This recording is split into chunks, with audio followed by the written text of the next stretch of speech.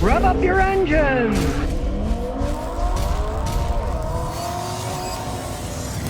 Abdul Wali says, don't trust what he says too much. Why not? I've been working on cars for 55 years. I am one of the few people on YouTube who does not do paid advertising. Nobody pays me to tell how great their products are, whether they're bad or good or in between or whatever, right? My whole deal with people is I tell them, send me whatever you want, and I will try it out and honestly analyze it. Watch my videos. You'll see that's all I do. I mean, hilariously enough, the other day, I did a video on the new Volvo electric car. They've only made them in 2022 and 2023. I was totally impressed, right? Normally, I hate electric cars because of the infrastructure, lack thereof, and time it takes to recharge them and all that crap. But guy brought me one. He was a private individual, came all the way from Maryland, and I was totally impressed by the vehicle, right? Totally impressed. But they didn't pay me to say good things about it. I was ready to say horrible things about it. But I'm honest. I'm going to tell people what I see. And I've been a mechanic for 55 years. I've got electronic car analytic computers for seeing what's wrong with them.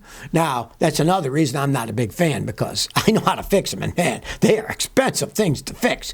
To do anything with the battery regulating system, you got to drop the battery. Some of them are 1,200 pounds. Ha ha! You drop a 1,200-pound battery and with all that equipment, by the time you're done, you got to change an $85 part and the labor's $2,500. You're going to be wishing you didn't buy an electric car. But I'm honest about it. I am not being paid to say something like most YouTubers are. So if you don't trust what I have to say, that's your own business. I really don't care. I'm just out here to help people out with some honest advice. Peter Grant says, Scotty, how can I find an honest mechanic? Mine closed up with no forwarding address. His prices were fair. I could supply my own parts, and it was cheaper that way. Okay, well, it's just like that Greek philosopher. He spent his entire life trying to find an honest man, and he said he never did. You found one. Well, maybe you found the only one on the planet, The problem is, overhead is so high. If you live in a city, especially, like when I was in Houston, the average overhead of even a small shop was between $350,000 and $500,000 a year. The dealerships have an overhead of millions each year. They got to pay for their overhead before they even make a profit. It is unfortunate. Now, ask your friends, relatives, everybody.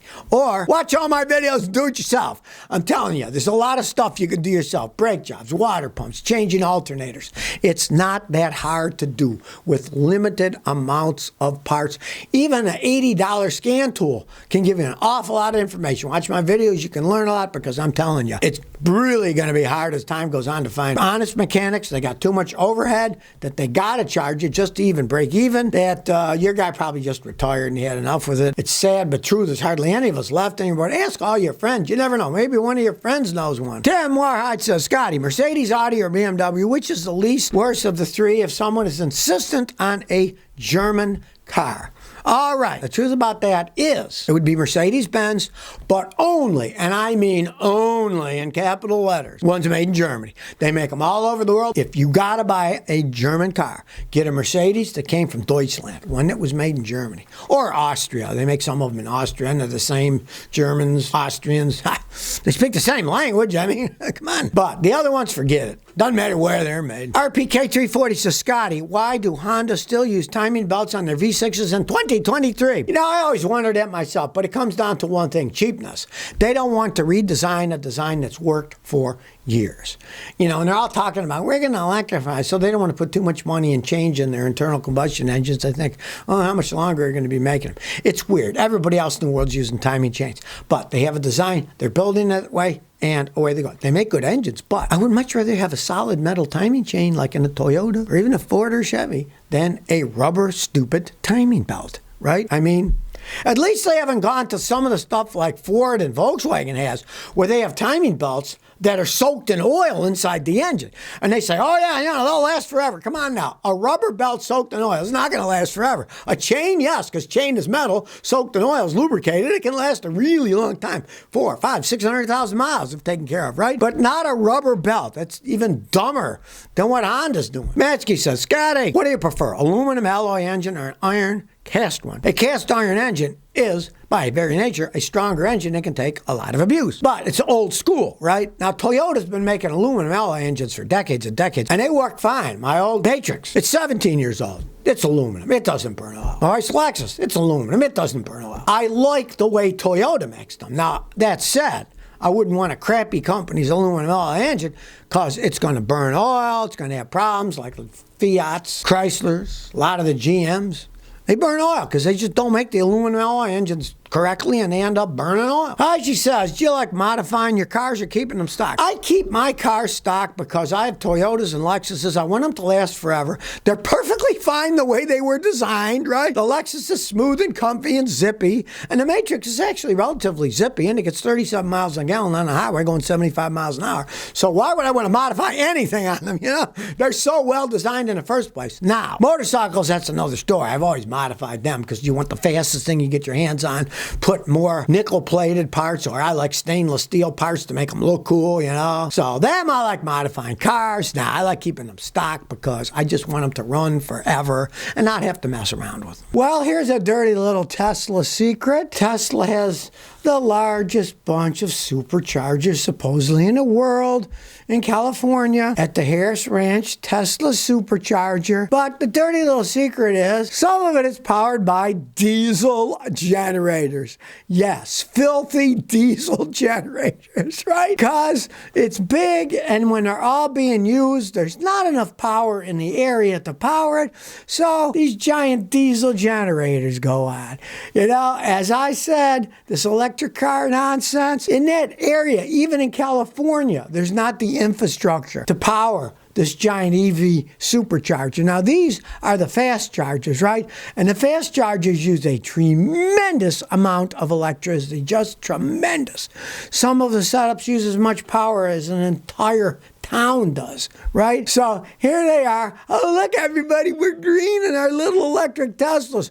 Well, we got this diesel generator. It's, generating the electricity that's charging them up, right? Now the station is between San Francisco and LA in a beautiful ranch setting. They say it's the largest bank of EV chargers in the world with 98 chargers. I can't imagine the Chinese probably have one that's bigger, but be that as it may. The dirty little secret is if they're trying to use them all, turn on those diesel motors, bum, bum, bum, bum, bum. And they run generators which make the electricity to charge up the electric cars, So what are they relying on? Diesel motors to charge the stupid electric cars. Yes, hypocrisy reigns supreme, baby. If you know anything about Elon and his rockets, they use kerosene as a fuel because it's cheaper. All you people that think you're green driving one of these things, the only thing green should be your face when you find out what hypocrisy this whole thing is. Dirty Martini says Scotty has car tattoos of Lexus and Toyota logos. Oh yeah, I don't have a tattoo on my body. I'm not taking off any more than that. Permanent stuff, you might have an idea now and then later, but why did I get that tattoo, I have never had a tattoo. Now, I used to have a golden earring here that I got from a girlfriend 8 million years ago in Toronto, right? And that's because bikers would get an earring in their left ear, right? And I had it for ages and ages and ages. And the hilarious thing is, I took it out years ago, and it wasn't for 2 or 3 years after I took it out that my wife even noticed. She still assumed it was there, but it was gone. I don't know. I'm just not a fan of tattoo. I guess I'm not a masochist. I don't want people sticking needles in my arms. I don't particularly like that. I don't find it to be exciting, but, to each their own. Alexander McCool says, Scotty, thanks for everything you do. Jimmy Buffett died. Were you a fan?